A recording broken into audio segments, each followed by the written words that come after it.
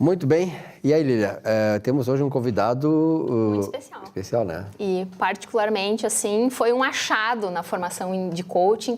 Nós encerramos a terceira turma agora, no primeiro final de semana de dezembro. E encontrei um professor de física que buscou o coaching para aliar tudo isso à sua profissão. Trata-se, então, do Matheus Lennon. Matheus, bem-vindo ao nosso programa. Olá, Obrigado Lia. por estar aqui. Olá, Silvio. Obrigado pela oportunidade de estar aqui, compartilhando um pouco do meu trabalho. E eu quero saber o que te moveu, um cara da área exata, a buscar um processo de desenvolvimento humano. O que te moveu a chegar até o coaching, por exemplo?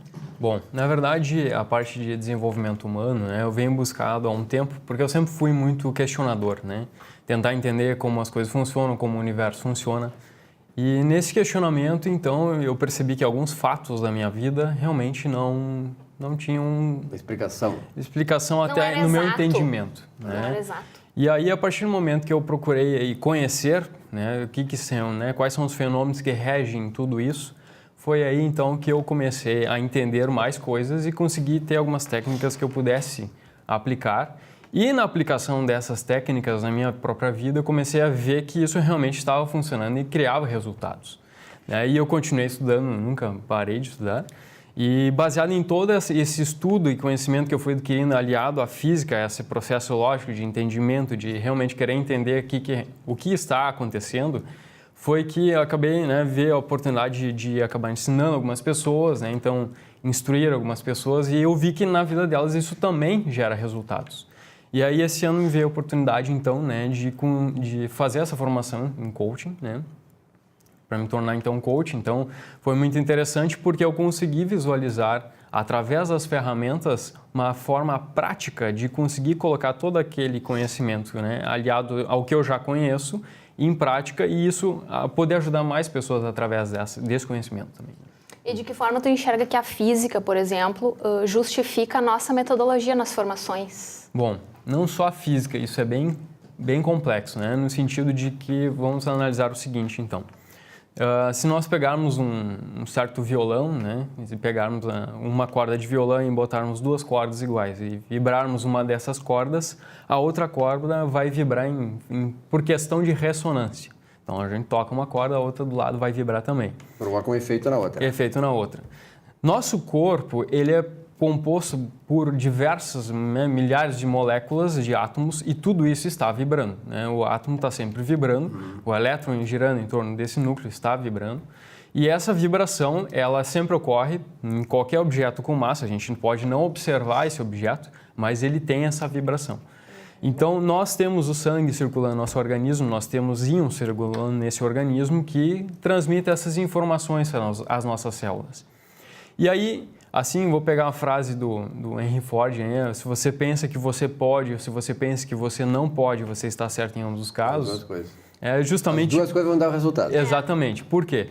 Assim, se a gente for entender como é que funciona o nosso organismo e o cérebro, a gente vai ver que o nosso cérebro tem a habilidade de produzir neurotransmissores que informam as nossas células certos estados emocionais. Então a pessoa ela produz essa sensação de que ela pode, o cérebro produz neurotransmissores que avisam as células e elas passam a se comportar, a ter a postura de quem realmente pode. Se ela começa a acreditar então que ela não pode, a partir desse instante o cérebro produz neurotransmissores que vão fazer com que as células começam a se definhar e realmente a pessoa não consegue fazer as coisas. Mateus, uma das coisas que sempre me atraíram foi a física. Eu sempre gostava da física e matemática. Por exemplo, assim, quando tu fala na questão da física, tu coloca da física e esse outro lado, tu coloca assim, essa questão da ciência e da espiritualidade. Por exemplo, Max Planck foi um grande cientista lá em 1900 e pouco, no começo do século XX. Me parece que ele, não sei se concorda, foi o criador da física quântica. Depois até o próprio Einstein, algumas coisas que o Einstein estudou e tornou público, fechavam muito com o que Max Planck dizia. Então, a verdade, o que Max Planck colocou, e tu é físico, sabe muito mais do que eu, foi exatamente essa relação. Porque tem a física clássica, que é a questão a partir do átomo, e as relações e reações que existem na natureza a partir do átomo. E segundo Max Planck, aí a física quântica são de partículas menores que o átomo, que fazem exatamente essa interação com a natureza, com o ser humano, enfim. Quer dizer, qual é a diferença entre a física quântica e a física clássica hoje, e isso contrapõe, digamos, a espiritualidade com a ciência, ou elas estão convergindo para o mesmo ponto? Bom, a física clássica, ela funciona muito bem para muitos dos fenômenos que a gente conhece. A problema ali da gravidade. Isso. Então, por exemplo, a Newton, né, que começou, Sim. não começou, mas ele postulou muitas equações que a gente conseguiu ter entendimento de como as órbitas dos planetas funcionam, como a gravidade funciona, mas aí chegou então Einstein também percebeu que, tipo, por exemplo, a órbita de Mercúrio não era explicada pelas equações de Newton. Foi então que ele postulou a teoria da relatividade e realmente, né, depois conseguiram provar que era justamente isso que estava acontecendo. E a física quântica depois surge então, né, dá para dizer que Planck deu o início nessa história toda, e com a física quântica isso possibilita que de início imaginava-se, né, fenômenos micro, né, no sentido nano, dá para dizer assim, nos átomos, porém, experimentos de dupla fena feitos com mais de 100 moléculas, que são muito maiores do que um átomo, eles tiveram o mesmo experimento, o mesmo resultado que um elétron passando pela dupla fena. Então, esse fenômeno, recentemente, ele também começou a ser pesquisado, por exemplo, por algumas seguradoras, porque existem ondas no mar que surgem, né, chamadas freak waves, que, por exemplo, conseguem derrubar um navio, né, destruir um navio, simplesmente não tem uma explicação pela mecânica clássica, pelo ondulatório comum, apenas ela tem uma explicação pela equação da relatividade, a equação de Schrödinger, que é a equação da onda, que é uma equação que rege no mundo quântico, mas ela está, então, agindo no mundo macro também. Então, não é só micro, ela também se expande para alguns fenômenos macro que está começando a se pesquisar e entender um pouco mais sobre isso. Então, esses fenômenos, né, da forma que eu estava comentando antes, a questão de como nós temos esses átomos, a gente tem esse campo emocional produzido por esses neurotransmissores, esse campo gerado por o conjunto inteiro de nossos átomos, ele interfere também a proximidade do nosso campo. A gente consegue interferir com pessoas e, através nessa conexão com as pessoas, a pessoa consegue perceber o que a gente está, de certa forma, naquele momento, quais são os neurotransmissores. Até existem diversas explicações biológicas também, né, de como esses neurotransmissores são passados e percebidos, às vezes, né, que até tem diversas coisas, como atração sexual e outras coisas, né, que acontecem nesse fenômeno todo, né. E aí a gente justifica também aquelas coincidências, né? De a gente, por exemplo, estar pensando em alguém que há muitos anos não vê, não fala e, de repente, a pessoa entra em contato. Então, eu já parto do princípio que essas coincidências, entre aspas, elas já não existem. Tudo isso tem uma explicação. Nada acontece por acaso. Então, inclusive, né, fui acabar fazendo um apanhado histórico e consegui perceber 7 físicos prêmios Nobel que chegaram à mesma conclusão nessa questão da consciência, né? Existem alguns vivos ainda hoje que começam a realmente ver que os experimentos têm certa influência com relação à consciência. Tá? Então, não é assim, um físico lá, não sei o quê, não. 7 prêmios Nobel, né, tiveram essa mesma conclusão. Claro que isso não é muito divulgado, até porque não é muito compreendido ainda muito bem, né? Porque isso dá poder às pessoas, né? Sim. Então, as pessoas podem ser, sim, o resultado do que elas pensam. Sim. Inclusive, achei, na verdade, esse processo do coaching, né, ele possibilita a pessoa, através dessas ferramentas, perceber quais são as crenças que ela possui, né, quais são as limitações que ela mesma está criando. E, assim, para uma pessoa saber exatamente quais são essas crenças que ela tem, por exemplo, uma pessoa que acredita que ela, né, eu falei, ela vai ter um branco numa prova, por que ela tem um branco na prova? Né? Que ela está produzindo isso nela mesma. Então, da mesma forma que esse processo, né, é criado pela pessoa, identificando essas crenças, ela consegue identificar o que ela está criando na vida dela, desde as coisas que ela gosta até as coisas que ela não gosta. A partir do momento que ela tem a compreensão dessas crenças, ela consegue modificar isso. Há um versículo bíblico que diz assim, como penso, assim sucederá.